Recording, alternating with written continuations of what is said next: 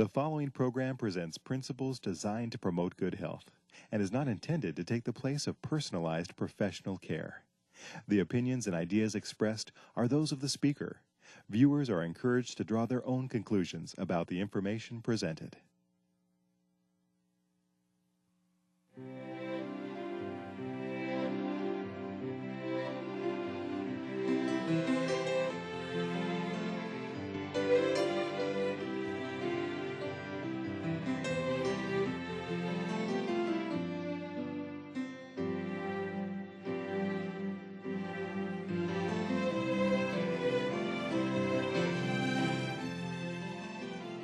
Hello and welcome to Health for a Lifetime. I'm your host, Don McIntosh, and today we're delighted to have in the studio with us Dr. David DeRose from the Lifestyle Center of America. Welcome, Dr. DeRose. Good to be here with you, Don. We certainly are glad that you could take time out of your busy schedule, and we're excited about what's happening at the Lifestyle Center. Some of the people that are watching may not know about the Lifestyle Center of America. What exactly is that, and what do you do at that facility? Well, Don, first of all, I'm a physician. I have an MD degree. I have specialties in internal medicine and preventive medicine. And really, those are the kind of things that we do at the Lifestyle Center. We have an internal medicine approach, in other words, looking at general adult diseases, especially chronic diseases. And there in southern Oklahoma, we have a state-of-the-art facility where we help people from a Christian perspective to address lifestyle-related diseases. So things like diabetes, heart disease, high blood pressure, problems with weight, nicotine addiction, a whole host of problems that relate to our health and our ability to serve and to minister. These are the targets of our ministry there at the Lifestyle Center. So whatever the problem is, well, actually these are the main problems in North America, are Western diseases, so-called Western diseases. That's exactly right. Now, I will tell you we don't have a cancer treatment program, and we don't deal with certain chronic diseases that are outside of our range of expertise. But really, the basic killing diseases like stroke, heart disease, diabetes, high blood pressure, and their risk factors are things that we're addressing. Well, today we want to talk a little bit about risk factors, and I guess you mentioned to me before the segment here that there are literally hundreds of those now that we can identify that lead to these killers. One of those is really the subject that we want to focus on, homocysteine. What is homocysteine? I mean, a lot of people say, you know, what? Yeah, homocysteine is what we call an amino acid. Okay. It's a protein building block. So if you look at a protein, it's kind of a string of molecules, and it's got these building blocks, these amino acids. And one of those amino acids is homocysteine. Now, homocysteine isn't normally something that we just conjure up. It's made actually from another amino acid that we eat called methionine. Okay, methionine. So we eat this, and then it's built into homocysteine. Well, why is homocysteine so important? Well, you know, a lot of people didn't think much about homocysteine. There was a rare genetic problem where people would get these really sky-high levels of homocysteine, and they had accelerated risk of heart disease. This has been known for years, and when a physician researcher by the name of Kilmer McCulley suggested that homocysteine in more moderate elevation could be a heart disease risk factor, he basically was kind of laughed out of the medical discussions. This was some years ago. But now, Don, there's a whole wealth of medical research. It's coming from Scandinavia, it's coming from the United States, it's coming from Canada, coming from all over the world.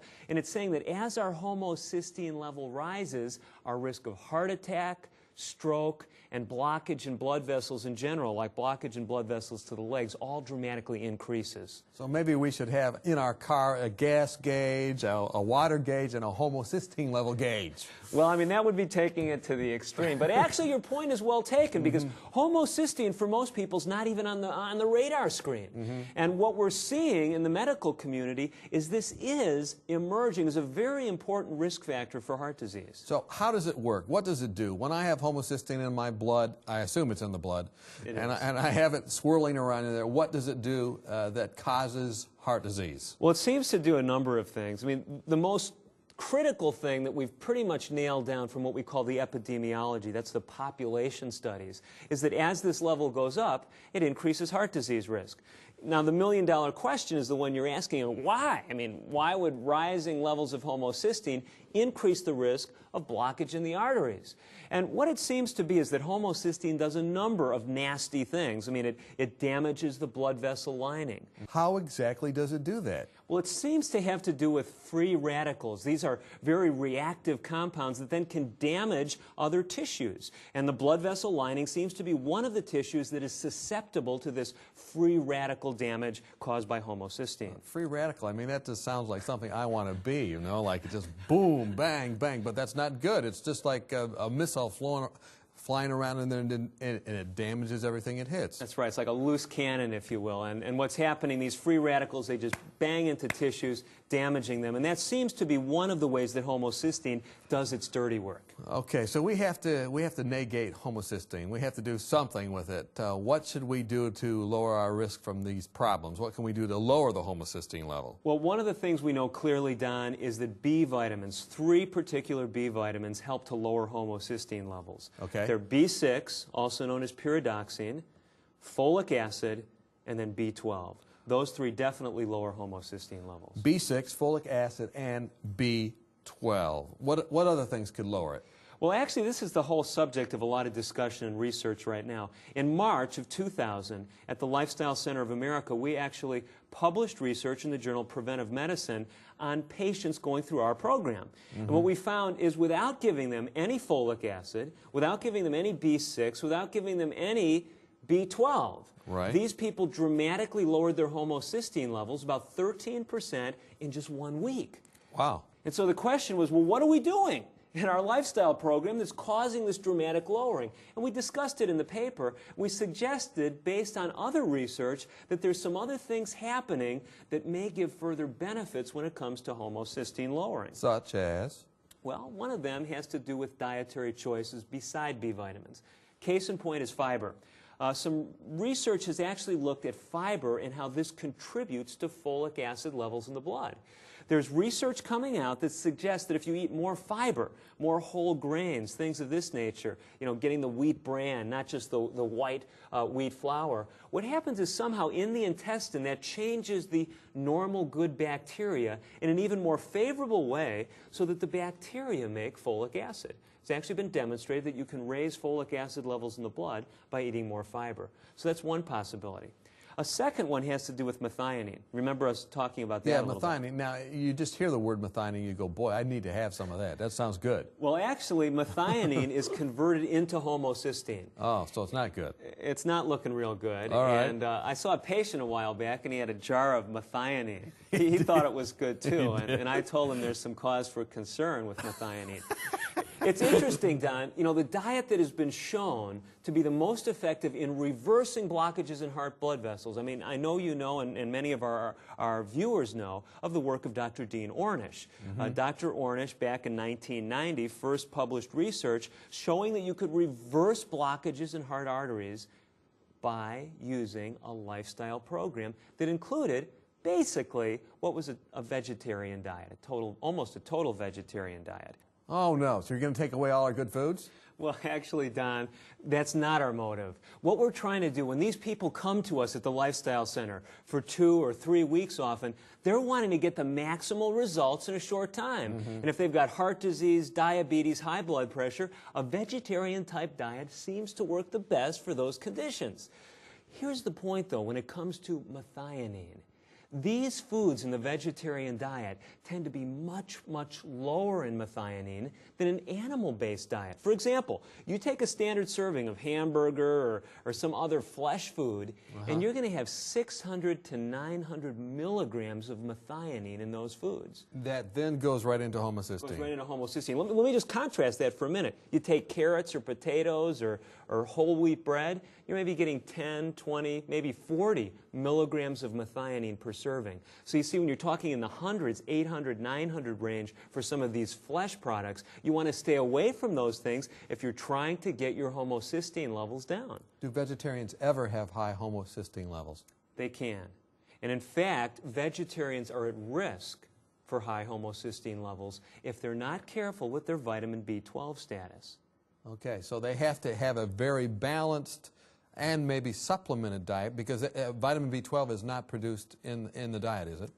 That's correct. It's not produced in the body. In the body. And it is the product of bacterial action, so hopefully it's not produced in your diet. That would mean your food's been, sitting out unrefrigerated or something. But the point is, Don, when people go on a total vegetarian diet, when they're trying to get rid of all the animal products, that will tend to decrease the methionine load, but they do want to ensure an adequate source of B12. That's very important. So what are the supplements then that you recommend at the Lifestyle Center? What do you do for the vitamin B12? Okay, if someone has mildly elevated levels of homocysteine, since we've demonstrated that our overall lifestyle approach lowers homocysteine, we say, listen, go with our standard program, have the homocysteine level rechecked in 2 or 3 months. If their level is very high, now someone's probably saying, well, what's high, what's very high? Normal range, probably around 9 to 11. Ideal is below 7. Okay? And I won't go into the technicalities of the unit measurements. It's in micromoles per liter. But anyway, remember the number 7 as being ideal. What we want to do, let's say someone's level is 15, twice ideal. We'll probably, in that case, put them on B vitamins. And I say probably. At the Lifestyle Center, we're not in a dictatorial mode. It's not like I'm the commander-in-chief as one of the physicians and you listen to me. It's working with we call them even our guests. We don't call them patients. Right. We work with our guests and try to get them to look at these issues and say, are you interested in taking a B12, a B6, and a folic acid? And we'll often use that combination regimen, about 1,000 micrograms of B12, 25 milligrams of B6, and about 1,000 micrograms, 1,000 to 2,000 micrograms of folic acid. This may be totally off the subject, but today one of the things that's really in vogue is what's called high-protein diets that help people lose weight rapidly and whatnot. And they say that you can eat all these foods that are very high in probably methionine. Is this dangerous in terms of homocysteine? Actually, one of the arguments that people are starting to put forward when it comes to the dangers of these high-protein diets is what is happening to homocysteine levels. Now, to my knowledge, Don, no one has studied this yet. From what we know about methionine, we'd expect that these levels would be rising on these diets, but it's not been looked at in any of the papers that I've seen. I will tell you this, though. A recent paper showed that by eating more fruits and vegetables, you lowered homocysteine levels. Okay, so really the best plan is that simple vegetarian diet, which is high in complex carbohydrates and kind of low in the protein area when you're looking at this homocysteine thing, plus having making sure, especially for the vegetarian, that you have the vitamin B12 in your diet. Right, and the thing really on the hit list is the meat protein, not so much protein per se, but meat especially. Now, it is true, plant sources of protein do have some methionine, but usually in much lower amounts than the animal sources. What about tofu? Tofu actually is moderate in methionine content. It's looking in the range of 100 to 200 milligrams per serving compared to 600 to 800 for meat. That's probably because it's concentrated? Well, it is a concentrated food, but soy is a rich source of protein, and protein has that methionine as one of the building blocks in it. We're talking with Dr. David DeRose from the Lifestyle Center of America. You've probably sensed a little energy in this interview. I hope that you have. And that type of energy will continue in the next half, I'm sure, as we talk more about homocysteine and your health. If you would like to contact the Lifestyle Center of America, let me give you a webpage, www.lifestylecenter, all one word, lifestylecenter.org, or you can contact us here at 3ABN and get information on how to contact Dr. DeRose and the Lifestyle Center. Join us when we come back. Have you found yourself wishing that you could shed a few pounds? Have you been on a diet for most of your life, but not found anything that will really keep the weight off? If you've answered yes to any of these questions, then we have a solution for you that works. Dr. Hans Diehl and Dr. Eileen Ludington have written a marvelous booklet called Reversing Obesity Naturally, and we'd like to send it to you free of charge. Here's a medically sound approach successfully used by thousands who are able to eat more and lose weight permanently without feeling guilty or hungry through lifestyle medicine. Dr. Diehl and Dr. Ludington have been featured on 3ABN, and in this booklet, they present a sensible approach to eating, nutrition, and lifestyle changes that can help you prevent heart disease, diabetes, and even cancer. Call her right today for your free copy of Reversing Obesity Naturally, and you could be on your way to a healthier, happier you. It's absolutely free of charge, so call her right today. Welcome back. We've been talking about your health. We've been talking about homocysteine. We've been talking about heart disease. All those big words. Let's just recapitulate a little bit. Homocysteine is a protein or amino acid, a building block of protein. That just kind of swirls around in the blood when we have foods that are high in methionine that come from the meats and the dairy products and those different kind of things in our diet. And then that causes free radicals to just mess us up. Is that right? That's putting it in a nutshell. I mean, it's taken a few leaps with some of the suggestions there is in the medical research literature, but I think that's putting a pretty good capsule on it, Don. Okay. We talked about ways to avoid having that problem, avoid developing the atherosclerotic plaques that come from having high homocysteine levels. One of the things that you mentioned was the importance of B12 vitamins and then having foods as grown, simple plant foods and whatnot. And then you mentioned fiber, but are there any other things that can help us avoid high homocysteine levels? There are, and maybe before we get into those, I need to reemphasize something. Okay. Because, you know, as a scientist and a researcher, as well as a clinician, I have to be sensitive when we're communicating to the public. Right. And what's very well established with homocysteine is that folic acid supplements, B12 supplements, these lower homocysteine levels. It's very conclusive, okay? B6 does not seem to make as much difference in a fasting state as far as your fasting homocysteine level. Okay. Seems to be more important when you eat. These other things we've been talking about, methionine, the amount of methionine in the diet, and some of these other lifestyle factors, there's some very intriguing and suggestive evidence, including the research we've done at the Lifestyle Center. But I have to tell you, it's a step below where we're at, where we are with the B vitamin supplements. In other words, someone listening to the show, Don, I don't want them to walk out with the main message being that if they've got sky-high homocysteine, they should eat a little less meat. They really need to first think about taking the folic acid, the B12, making sure they get the blood levels up on those B vitamins. Now, someone's going to say, Don, I know this. They're going to say, but Dr. DeRose, I want to do a natural approach. And I think as long as you're working with a physician, it's fine to go through these lifestyle measures we're talking about. But by all means, don't just rest assured that your homocysteine is going to be great if you're doing these lifestyle things, because there's still a lot we don't know. This is an emerging risk factor. So you need to get your level checked. That's right. That's the first step. If it's high, in addition to these other factors, Don, 3 things that we exclude at the Lifestyle Center seem to worsen homocysteine. That's why we exclude them. All right. Coffee, alcohol, and smoking. Okay, now how does that work? Well, different mechanisms. The alcohol, for example, seems to interfere with, oh boy, this is biochemistry, methyl groups. Boy, I know we're losing everybody now, but the chemistry of homocysteine, when it's gotten rid of in the body, one way to get rid of homocysteine is to add a chemical structure called a methyl group. You add that to the homocysteine, and it becomes methionine again. Okay, and then the body can get rid of it. You put it in reverse. That's right. You put it in reverse. But when you drink alcohol, it seems to mess up some of those methyl group shuffling in the body. The car can only go forward. It can't go backward. So you're headed to the precipice. That's one way of looking at it. I wouldn't say it's completely locking that path, but it does seem to make some problems. Okay. The mechanisms for smoking and for coffee intake are not really as clear in my mind. They've been shown in what we call epidemiologic studies when we look at large groups of people. It seems clearly that smoking does seem to worsen the problem. Coffee has been suggested in one of the large Norwegian studies, and the question is, does that really apply to American coffee as well? I'm looking here at the article that you published in Preventive Medicine right, I guess this year, 2000, right? And I see here that you could get it on the web. Is that right?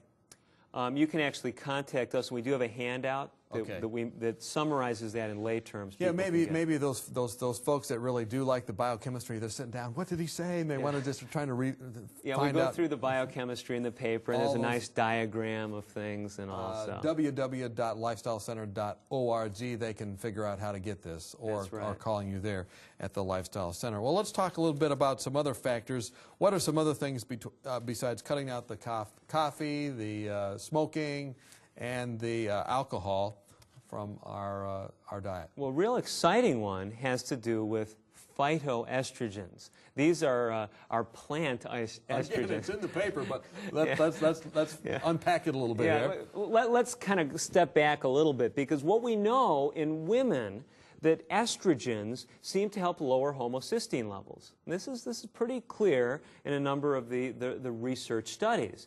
Well, what the question is, the bigger leap, is if you're getting these phytoestrogens, these plant estrogens, can this lower homocysteine as well?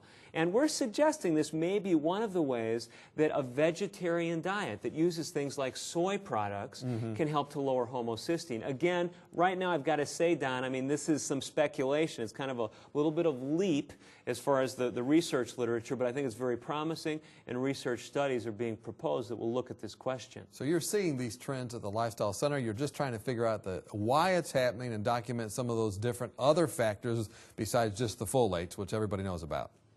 And I have to actually back up, because the reason we have this question has to do with other research and results that we've seen at the Lifestyle Center and other centers, where we're seeing people actually improve their heart disease status, whether it's decreasing their anginal pain, less angina attacks, whether it's Dr. Ornish's study that showed the blood vessels could open up, if you will. But we're saying, why do these things happen?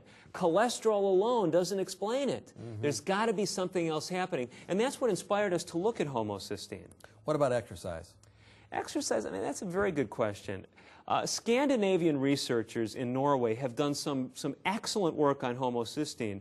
In one of those studies, they actually showed that people that exercised more lowered their homocysteine better. So exercise may be a factor, and we're looking at this in some research we're currently doing at the Lifestyle Center of America. So you need more folks there for more research, don't you? Well, we're always excited for people who have a vision to learn about what's happening in their bodies. You mentioned something else to me about iceberg lettuce, and this could really have some connection with homocysteine. It really could. You know, Don, we were talking there at the break how you and I were both educated to stay away from that iceberg lettuce. You know, eat the romaine and the deep green. Yeah, there you go. Spinach and... The interesting thing is that iceberg lettuce is a very, very rich source of choline. Choline? Yes, choline. I just never would think of it. Give me some choline. All right. Actually, choline's a very important molecule. It's used in the makeup, the building in your body of something called acetylcholine. For your nerves. That's right. There you go. But of interest, choline is also transformed in the body into something called betaine. Isn't that just fascinating? Betaine! Explain betaine. Betaine actually is another one of these compounds that can shuttle around methyl groups. Oh. You see, starting to sound familiar? We gotta have that. Can bring that methyl group to the homocysteine. It's the reverse. There you go. Turns it back into methionine. All right. So it's headed, that free radical's gonna slam into it, but then it gets the choline group and says, I'm gonna go the other way. Group. Methyl group. From the choline. I'm gonna go the other way. There you go. So iceberg lettuce, there's more. It's just the tip of the iceberg. When you eat it, all these things happen. Well, I won't try to elaborate on that analogy, Don. But Don, it's not just iceberg lettuce. Even more rich in choline are peanuts. Peanuts. Peanuts are an even better source of choline than iceberg lettuce. But haven't I heard that peanuts can be harmful in heart disease?